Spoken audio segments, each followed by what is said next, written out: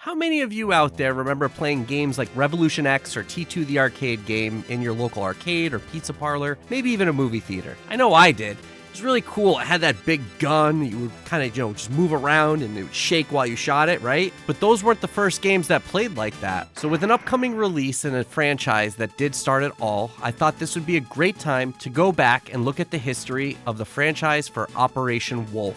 Operation Wolf was first released in Japan on July 16, 1987, and was followed by a release in Europe in October and North America in December. It was developed and published by Taito, who was famous for making Space Invaders, Elevator Action, Arkanoid, and Bubble Bobble before then. Operation Wolf became one of the highest-grossing arcade games of 1988. In Japan, it was behind only Sega's Afterburner and Afterburner 2. It was number 1 in the UK, and it was one of the top 5 in the US. It popularized military-themed first-person light gun rail shooters, and prior to this, most light gun games were shooting galleries or carnival-type games with cartoony graphics. Taito wanted to try to make something with a bit more realistic graphics, obviously within the limitations of the hardware at the time. It inspired many clones, and it had 3 sequels, with a 4th one that's going to be released on July 13th for VR, with a standard console and PC version coming later this year. You play a Special Forces operative Roy Adams trying to rescue 5 hostages who had been held captive in enemy territory. It took the popular military games of the time like Commando, Russian Attack, aka Green Beret, and Ikari Warriors, as well as movies like Rambo, and put them all together and made a light gun shooter. It does play from a first-person perspective, and it's on rails as the screen scrolls horizontally. You move the crosshair around with your gun and just shoot enemies. They might throw things at you like knives or grenades, and you can shoot them away so that you don't get any damage. Or, obviously, just kill them before they can do anything. You would get different sized sprites to give you a sense of depth and perspective so that the characters weren't all the same size. There are 6 stages to go through, and you have a required number of enemies that you need to kill before you move on. The counter remains on the screen at all times, so you always know where you're at. Once it hits 0, you move on. Even if there's more guys in the level, you're good to go. As I mentioned, that gun was mounted to the cabinet and was on a flat area so you could tilt and swivel it to move the crosshair around the screen. And the gun itself looked like an Uzi, and it had a motor inside, so while you would shoot, it would kind of simulate recoil. When you pull the trigger, it was fully automatic shooting, and there was a button on the side for shooting rockets to make things explode. You'd start with only a limited amount of ammo and rockets, but you could find more as you went through the levels. Sometimes they'd be just out in the open, and you would have to shoot them to pick them up. Other times you would have to shoot things like birds flying, pigs running, or even a coconut out of a tree. There are innocent civilians and nurses depending on what stage you're playing in, and obviously you don't want to shoot them. You're there to help. Later levels also have you rescuing hostages. The more that you save, the bigger the bonus. After completing the game, it does loop back to the beginning, but with a higher difficulty level. There's already a challenge in the game because although it's like a typical arcade game where you can keep putting in quarters and continue as much as you want, it will make you restart whatever stage that you're on. Another cool little thing was that there were different game over screens depending on which way you failed. If you lose all your health, your character dies. If you run out of ammo, then you're captured. There were also different endings if no hostages escaped the camp, or if none of them got onto the plane in the end. They also made it so that changing the language of the arcade game, no matter which country you lived in or which one you bought, would change the way that the stages played out. If you had the language set to English, the 6 stages were always played in a certain order. This did kind of mess up some of the plot because it didn't quite make sense, the setup of certain things, but honestly, who's paying attention to the plot at this point in these kind of games? When it was set to Japanese, then only the first 4 stages would initially be available, but the player could choose which order they would play in. This allowed for a little bit of a strategic planning element. As was common with most popular arcade games in the 80s, that meant that there would be home ports as well. Operation Wolf saw home ports for the Nintendo Entertainment System, the Sega Master System, and the PC Engine, although the NES version was the only one that saw a North American release. Along with the home console versions, there were also multiple home computer versions. I know we don't normally talk about those, but I felt it was worth pointing out just how many different versions there were out there. It was released on DOS, Atari ST, Amiga 500, Amstrad CPC, Commodore 64, FM Towns, and the Z or ZX Spectrum. If you lived in Europe, Australia, Mexico, or Brazil, you could play the Master System version. And just just like the people who had it on the NES, it did have light gun support. You could still play with a controller, and it would have different options for cursor speeds. Oddly, when you played it on the NES, you didn't have the fully automatic firing when using the gun, only with the controller. I remember thinking as a kid that this was strange because I had played it in the arcade a ton, and obviously if you played it with the controller, it was fully automatic, and I'm not really sure why this is.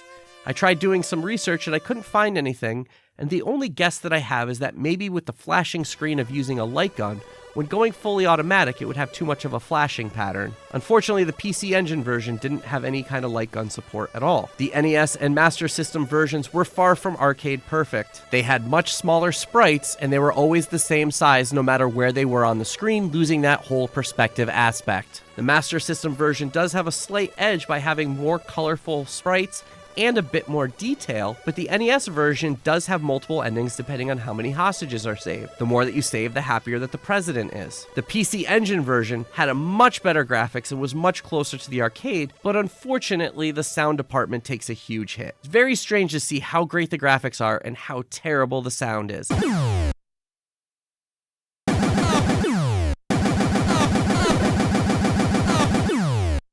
The sound effects are horrible and the music is even worse. Long after the popularity of this game in the arcades, there were also a couple of re-releases to be noted. In 2005, it was re-released on the Xbox, PlayStation 2, and Windows as part of the Taito Legends collection. Unfortunately, the Xbox version was not made backwards compatible on the Xbox 360, and it remains unavailable on the Xbox One and the Series S and X. The Windows version also, unfortunately, is not available on any current digital storefronts, and even if you do manage to get a hold of the disc, it does take some tinkering to get to work on a modern system. Also, in February of 2008, the NES version was re-released on the Wii Virtual Console, but it was controller only. It didn't support emulating the light gun with the Wiimote like they did with Duck Hunt. But as we also know, the Wii Virtual Console as well as the Wii U has been shut down, and so this is also no longer an option. And on to Operation Thunderbolt, the first sequel in the Operation Wolf franchise. Some sources say September 14th, others say December.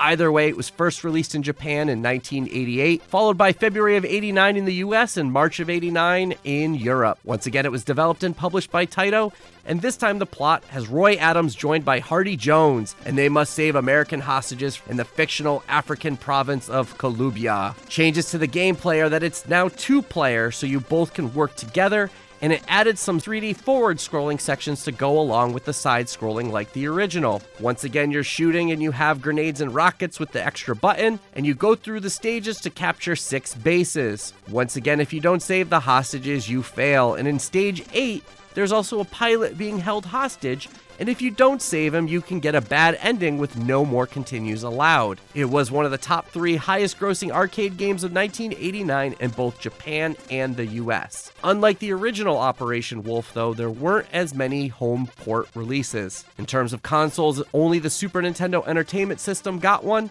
and for home computers it was on the Amiga, Commodore 64, Amstrad CPC, Atari ST, and the ZX Spectrum. The SNES version came out way later, all the way in 1994, but it did add support for both the mouse as well as the Super Scope. They also decided to try to add some replay value by adding some extra playable characters. Depending on which character you picked, it would change which weapon that they had, and this would change the amount of clip size as well as the power of the shots. The storyline was also altered so that the hijackers were members of the fictional Benghazi People's Republic under lifelong dictator General Abul Bazar, who demands that his comrades be freed or the hostages will be executed. The Super Nintendo version's graphics should have been much better considering it was just a port of a 1988 arcade game, and while they were decent, it was definitely nothing compared to the arcade original. It also kind of had that typical Super Nintendo slow pace to it, but having the support for both the mouse and the Super Scope was a nice touch. The added characters were nice too, but it didn't really change the gameplay as much as you would think that it would. And just like the original Operation Wolf, Operation Thunderbolt was also included as the arcade version on the Taito Legends collection, and all the previous caveats I mentioned before are still at play here. In the end, Operation Thunderbolt was just kind of a minor update to Operation Wolf,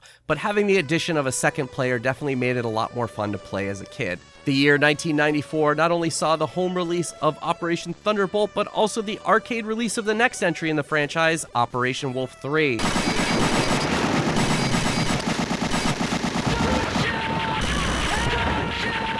Unlike the first two games though, the arcade was the only way to play it. Taito did still publish it, but they passed on the developing duties to East Technology this time, which unfortunately are most known for making Double Dragon 3 Arcade. They also made a game called Silent Dragon, and Operation Wolf 3 was their last game. A terrorist organization known as Skull has taken over an island, and they are armed with nuclear missiles. Two agents, codenamed Hornet and Queen Bee, players 1 and 2 respectively, are dispatched by Gunmetal Army to take down Skull and disarm the nuclear missiles. It is the first and only game in the series to use digitized graphics, but otherwise it's the same guns and grenade controls. The digitized graphics will definitely make you think of other games like Lethal Enforcers, and now we move into the part where the franchise no longer is the innovator of the genre and instead is copying. It's copying it so much, and it's so much like Lethal Enforcers, that the clip that you're watching right now is actually from Lethal Enforcers, and I bet you didn't even notice. There are 5 stages. You have the warehouse,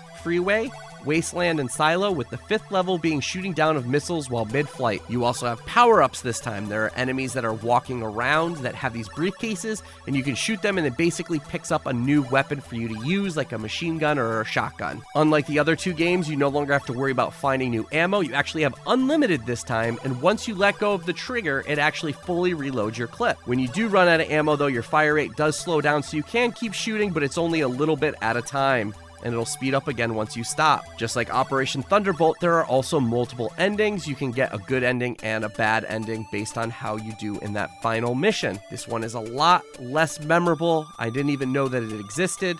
I don't know anybody else who's played it, and there was no other way to play it other than in an arcade, so it's one of those games that's just going to kind of be lost to history, and I don't see any plans of them re-releasing it anytime soon. And as obscure as Operation Wolf 3 was, we move on to the 4th entry, the even more obscure Operation Tiger. This one is so obscure that when I was doing my research, a lot of places didn't even list this as part of the franchise. They all thought that it ended at 3. It was released in September of 1998, and as I mentioned before, only came out in arcades. It was developed once again by Taito. They definitely weren't happy with how Operation Wolf 3 came out, and this time it moved on from the digitized graphics to being fully 3D. It looks very similar to House of the Dead. It even has some of that cheesy voiceover to go along with it. It's extremely rare. I'd never even heard of it, but I did find one video on YouTube. There was a ROM upgrade available called Second Mission, where it added some branching paths to the story and everything, but there's no word on if this actually ever even came out or was released. The plot of this one is you play as a soldier who must shoot his way through 6 rounds of battlefields in an attempt to rescue captured soldiers, steal an enemy helicopter, and escape from hostile territory. Because of how rare this game is, it's not one that I've ever been able to play, and so I can't even really tell you what it's like other than seeing some videos on YouTube. It just looks like 3, where you're just kind of just shooting around, and it was in the days where these types of games were dying off. So unfortunately, the first 2 are some bona fide classics, and the second 2, not so much. There have been some re-releases of the first 2 and never any of the second 2, but now with a new game coming out, Operation Wolf Returns, maybe we'll see some renewed interest where we might get a collection with all the games, but I'm not going to hold my breath. So that is your brief history on the Operation Wolf franchise. I hope that you enjoyed it. Let me know in the comments below, which of these games did you play? What versions did you own? Had you heard of 3 and 4? Because I know I didn't. Thank you again for watching, and let's all do our part together in preserving gaming history.